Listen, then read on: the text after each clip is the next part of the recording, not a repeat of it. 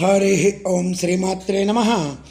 లలితా సహస్రనామ పారాయణలో భాగంగా ఈరోజు అమ్మవారి నామం 980వ నామం, 4 అక్షరాల నామం జ్ఞానగమ్య.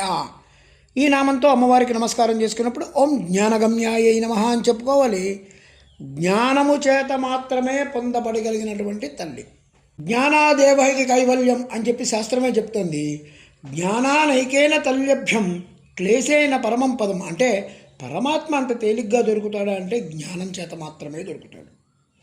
ఆ జ్ఞాన సాధనకి ఏదైతే ఉందో దాన్ని క్లేశేన అంటే కష్టపడాలి. ఉపాధి తాదాత్మ్యం అలవాటైపోయినటువంటి జీవుడు దాని నుంచి బయటికి వచ్చి పరమాత్మ తాదాత్మ్యం పొందడానికి కావలసినటువంటి తాపత్రయమే క్లేశం. ఇది కష్టం. జ్ఞానమేవ ప్రపశ్యంతో మామేవ ప్రవిశంతితే. ఎవడైతే జ్ఞాని అవుతాడో వాడు నాలో జారుతాడనేది పరమాత్మ వచనం. సర్వోపాధి వినిర్ముక్తం అనంతం అమృతం పరం యత్తు మే నిష్కళం రూపం పరమం చిన్మాత్రం కేవలం శివం అని చెప్పి కూర్మపురాణం చెప్తోంది. నా యొక్క చిన్మాత్రమైనటువంటి స్వరూపం జ్ఞానం చేత మాత్రమే పొందబడుతుంది అని చెప్తున్నటువంటి ఈశ్వర వాక్యాన్ని మనం ఇక్కడ గుర్తు తెచ్చుకోవాలి.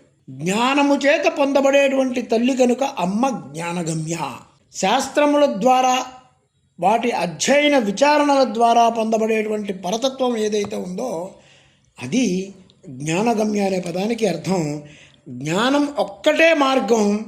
అందుకే జ్ఞానాదేవత కైవల్యం అంటే కేవలం జ్ఞానం చేత మాత్రమే తెలియనిది లేదా పొందగలిగేది అన్నారు.